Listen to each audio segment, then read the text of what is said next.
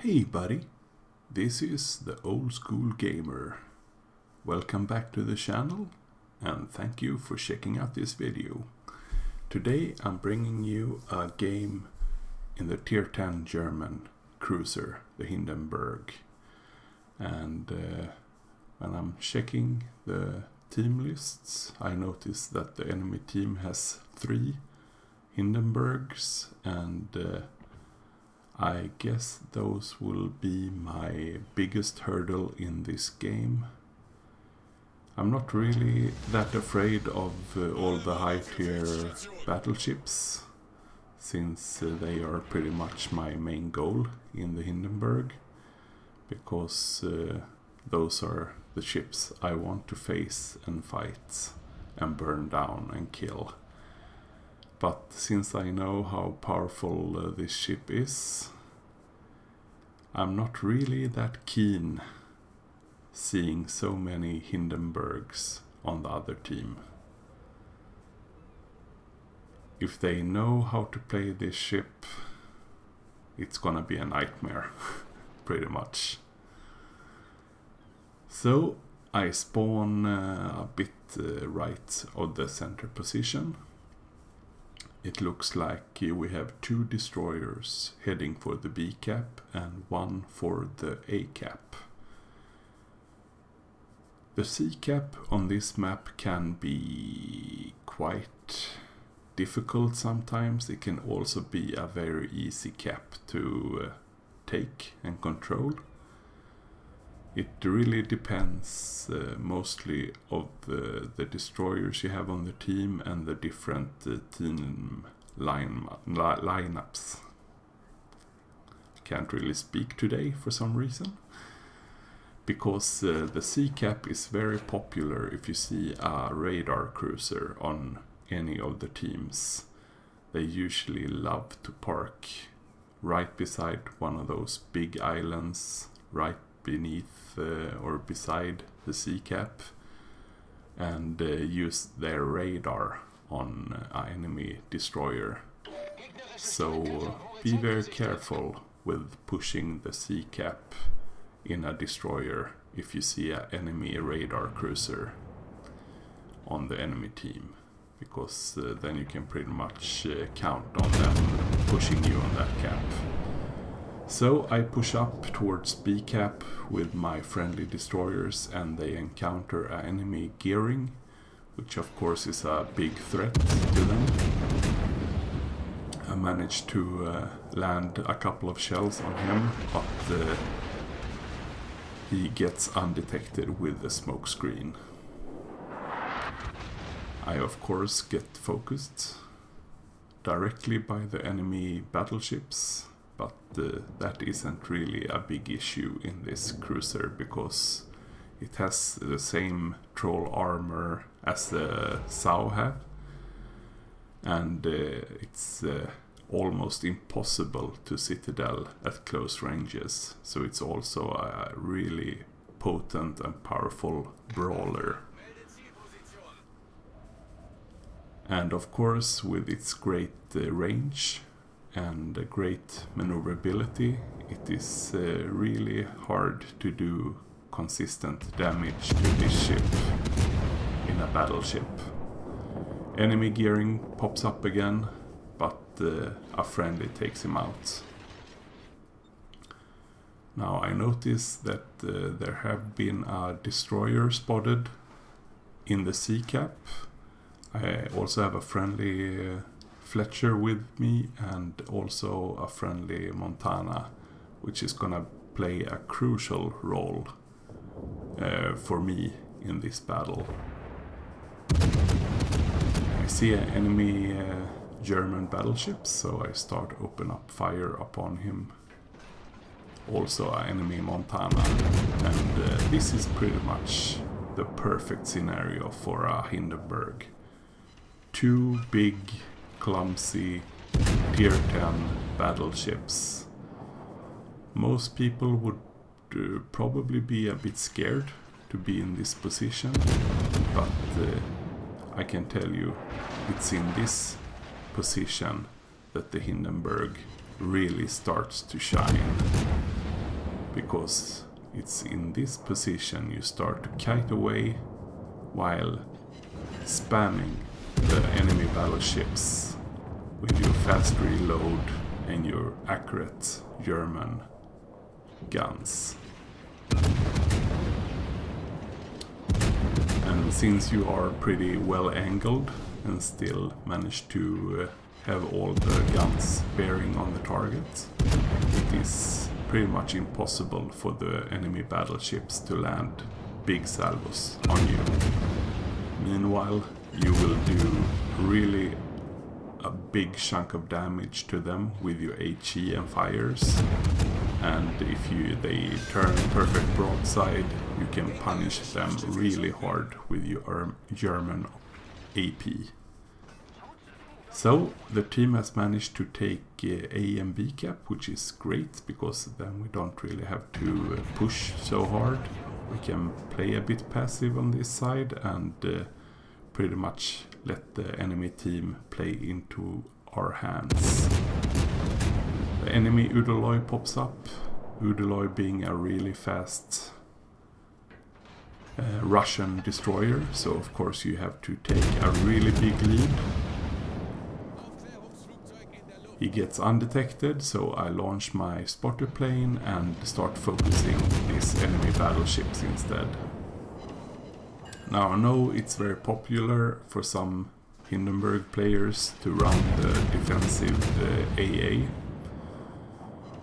consumable, but I feel like since it's so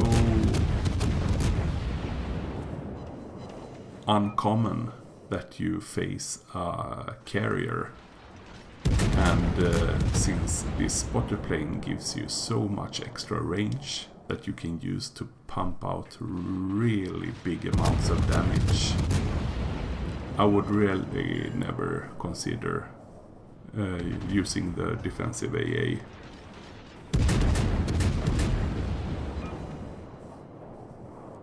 So I'm starting to chase off this battleship. I know the other battleship are looking at me as well, so I need to start to maneuver and adjust my speed and heading to dodge. One of them managed to land a pretty mediocre salvo, and that is pretty much the thing with Hindenburg tactics. It's really hard to do consistent damage to at these ranges. Meanwhile, I'm just pumping out my fire spamming shells on these targets.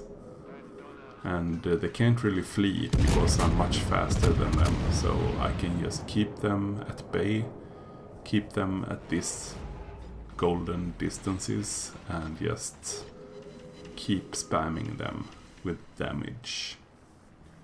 And that is usually how I play the Hindenburg. Now, of course, since we are pushing into where I know the enemy Udaloy was, I engage my hydroacoustic search, which is of course also very powerful on the German cruiser line. Now my goal here is of course to support my friendly Fletcher and Montana as much as possible, and also trying to put some pressure on the enemy battleships, because I want this enemy destroyer to lose all his support system. Our friendly Fletcher is taken out, unfortunately, so it's only me and the Montana, so it's really up to me to make sure that the Montana stays safe. And here comes the Ibuki pushing in from the B cap. So now this was a 2 versus 2, and suddenly it's a 3 versus 2. So that will of course be a little bit of an issue, but not really that big, since I am sailing a Hindenburg.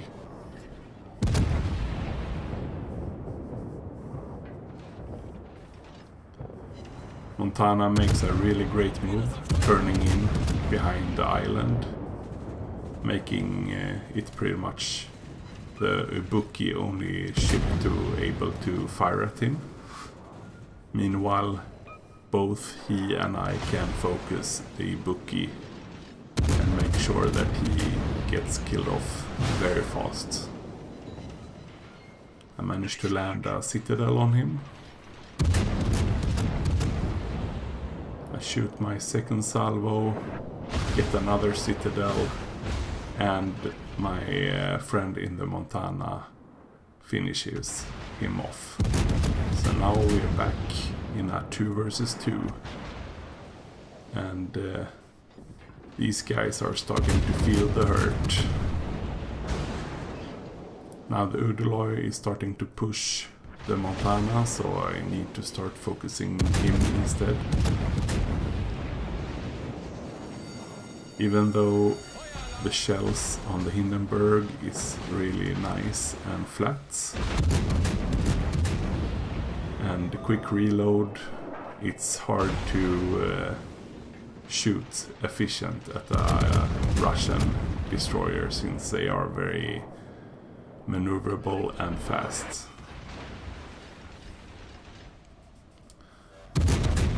That said, he's pretty much playing into my hands, because it's in this situation, as I said before, the Hindenburg excels.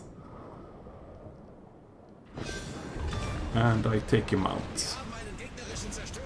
So now it's only 1 versus 2. And now we can start to push the C cap. And that's very good, because we lost the B cap and the enemy team is also starting to take control over the A cap.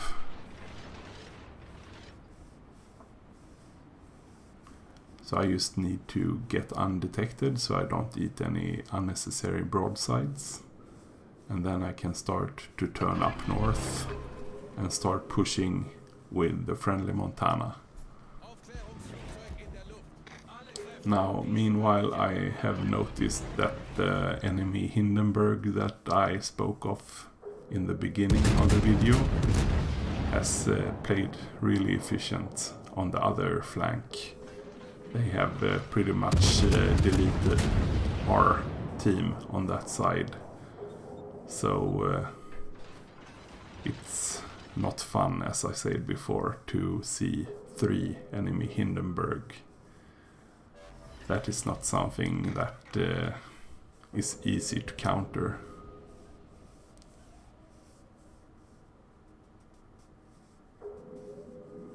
Now I'm just waiting to get some vision on the enemy battleships.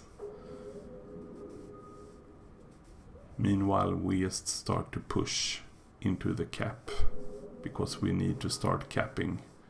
The enemy has the same amount of ships that we do, but they have more cap control and more points.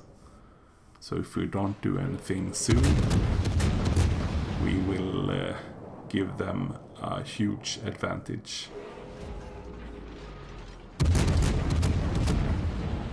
So the enemy battleship starts to push in, and it's not really that big of an issue, because you can still maneuver quite well. And if you angle this ship, most of its shells will bounce.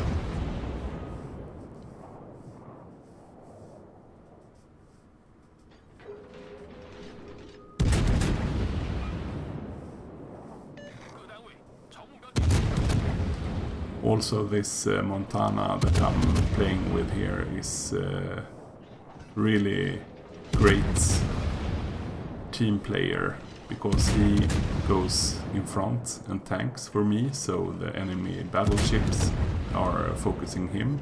Meanwhile, I can push up behind him and support him with my fire spamming, which is a really great kind of teamwork if you division up with a mate in a battleship when you play the Hindenburg.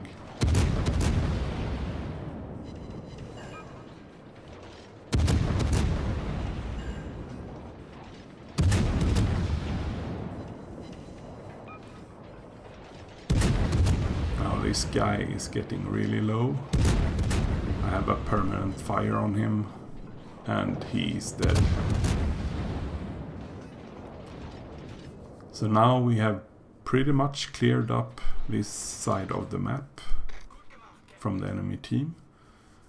So we can push in safely into the C cap. The enemy do control the A cap, but we have taken back the B cap thanks to our friendly destroyer.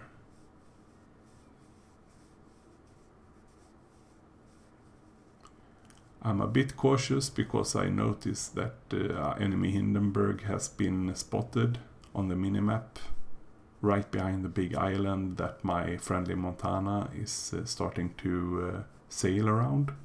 So I'm just pinging the map for my Montana so he realizes that he might be sailing into a kind of a trap.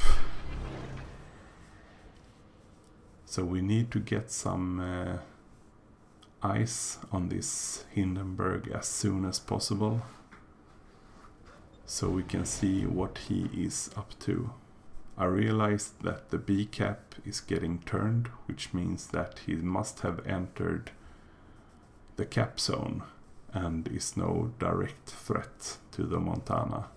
So I start to turn in because I guess that I will be able to maybe punish a broadside with my armor piercing. He pops up, but he is pretty angled and I do overestimate the speed, so I do whiff that shot a bit.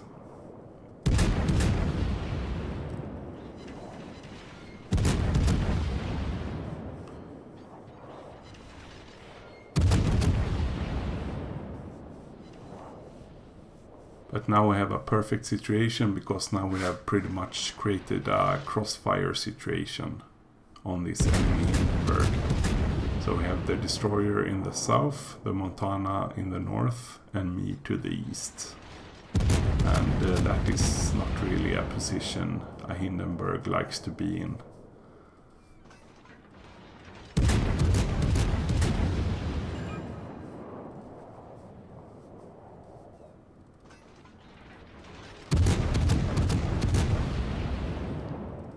But at the same time I do have to salute this enemy Hindenburg player. It's pretty much up to him to do a drastic move, because otherwise we will win this match. And he is of course one of the best ships to do one of these things. But sometimes it won't work out, so to speak. I see one of the other Hindenburgs pushing in as well towards the B cap. So I launch my spotter plane and start to reverse, because I will try and start some fires from this position, because it will take me quite a while to sail around this big island and be able to get my guns on him from the south angle. Also, it's still a very great position to be in here, because we still create a perfect crossfire situation. The B cap has effectively become a kill box for the enemy team, because they will get spotted from any of the three directions at all times, and they will have to endure fire from all three sides. So if you're able to create a situation like this, it will benefit your team very much. The Montana is able to take out the enemy Minotaur, and then the enemy Hindenburg takes out the Montana.